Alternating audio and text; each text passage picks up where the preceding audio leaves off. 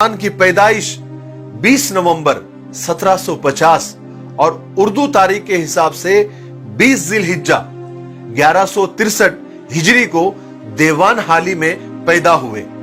दीवान हाली अभी भी मौजूदा दौर में बेंगलोर का एक शहर है जो बेंगलोर सिटी से 33 किलोमीटर शिमाल में वाक़ है।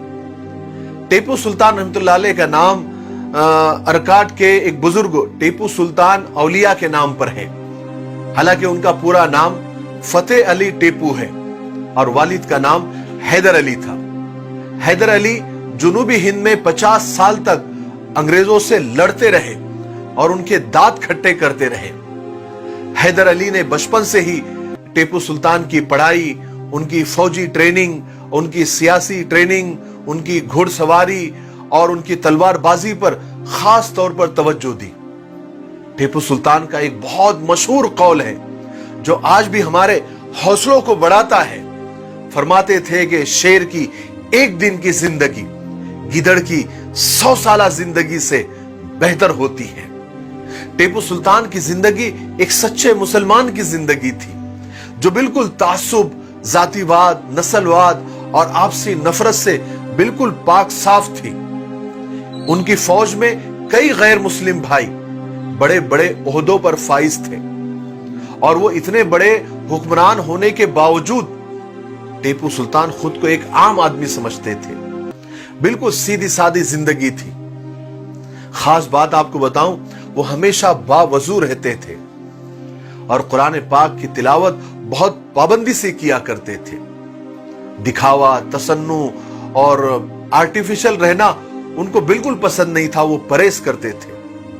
जरा सोचिए तो सही, इतने बड़े हुक्मरान जो अंग्रेजों को उसने नाकों तले चने चबवा दिए थे, इतनी जिम्मेदारियां होने के बावजूद भी बावजू रहना और कुरान पाक की पाबंदी से तिलावत करना हमारे लिए एक सोचने वाली बात है।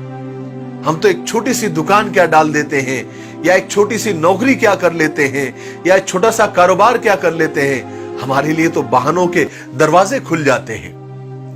वो तो हम नौकरी कर रहे हैं, वक्त नहीं मिलता और बहुत परेशान हो जाते हैं, थक जाते हैं, दुकान से वक्त नहीं मिलता, बहुत बिजी है, फलाना कारोबार है, बिजनेस है, बहुत फैला हुआ है, वक्त नहीं मिलता कुरान पढ़ने के लिए। इसीलिए किसी ने बड़ी यानी अफसोस के साथ और दर्द के साथ ये बात कही थी कि हमने कुरान पाक की इज्जत और अदब के चक्कर में कुरान पाक को इतना ऊंचा रख दिया है, इतने ऊपर रख दिया है कि आज हमारा वहां तक हाथ भी नहीं पहुंचता। थोड़ा सा वक्त निकालकर कुरान पाक की तिलावत कर लिया करें, उसको समझकर पढ़ लिया करें। सारे दुनिया और आखिरत के सारे राज आपको उस कलाम पाक में मिल जाएंगे। आज हमसे ज्यादा गैर कौमें कुरान पाक से फायदा उठा रही है। अल्लाह ताला हमारी गफलत और हमारी सुस्ती को माफ फरमाए। चलिए आगे बढ़ते हैं। हजरत टीपू सुल्तान रहमतुल्लाह अलैह अपने हर शाही फरमान का आगाज बिस्मिल्लाहिर्रहमानिर्रहीम से किया करते थे और इतने बड़े हुक्मरान होने के बावजूद जमीन पर खद्दर बिछाकर सोया करते थे। आपको अरबी, उर्दू, अंग्रेजी, फारसी, फ्रांसीसी समेत कई जबानें आती थी। आप किताबों के मुताले के बहुत शौकीन थे और आपका खुद का एक बहुत बड़ा कुतुबखाना, एक लाइब्रेरी थी जिसमें तकरीबन 2000 किताबें हुआ करती थी।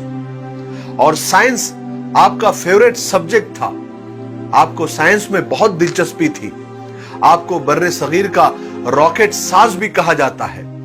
हजरत टीपू सुल्तान आज के हुक्मरानों की तरह नहीं थे कि सिर्फ अपने महलों में बैठकर फौज को हुक्म दे दिया कि जाओ और मरो। नहीं, आप हर जंग में अपने सिपाहियों के साथ शाना बशाना खड़े रहते थे, खुद लड़ते थे। आप एक बेहतरीन और ट्रेंड और निडर जंगजू भी थे। उस जमाने में हालांकि पैदल फौज ज्यादा हुआ करती थी, आपने उस वक्त अपनी फौज को अपडेट किया, हाईटेक किया। उस वक्त सवारों, तोपखानों की शक्ल में और ज्यादा मुनज्जम किया।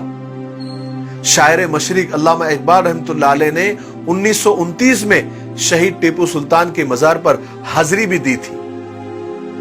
अल्लामा इकबाल 3 घंटे मजार पर रहने के बाद जब बाहर निकले तो शिद्दत जज्बात से आंखें बिल्कुल लाल थी, सुर्ख थी। बाहर आकर फरमाया कि टीपू सुल्तान की अजमत को तारीख कभी फरामोश नहीं कर सकती। वो मजहब व मिल्लत के लिए आखिरी दम तक लड़ते रहे और इसी मकसद की राह में वो शहीद भी हो गए। अल्लामा इकबाल ने एक नज्म में टीपू सुल्तान की तारीफ भी की थी। आलीशान और मिसाली और शेर की तरह जिंदगी गुजारने के बाद आखिरकार टीपू सुल्तान रहमतुल्लाह अलैह की जिंदगी में वो दिन आ ही गया जो हर इंसान की जिंदगी में एक बार और आखिरी बार आना ही है। कुल्लु नफ्सिन ज़ाइक़तुल मौत, हर जानदार को मौत का मजा चखना ही है। टीपू सुल्तान रहमतुल्लाह अलैह 4 मई 1799 में सरंगापट्टनम में अंग्रेजों के खिलाफ लड़ते हुए और कुछ गद्दारों की गद्दारी की मेहरबानी से कुरान पाक की आयतें पढ़ते पढ़ते आखिरकार शहीद हो गए। जब अंग्रेज जनरल को टीपू सुल्तान की शहादत की खबर मिली तो जनरल तो खुशी के मारे पागल हो गया और लाश को देखने के लिए पहुंचा तो टीपू सुल्तान रहमतुल्लाह अलैह की लाश अपने वफादार शहीद फौजी भाइयों के बीच ऐसी पड़ी हुई थी जैसे बुझी हुई शमा अपने इर्द गिर्द जलकर मरने वाले परवानों के हुजूम में होती है।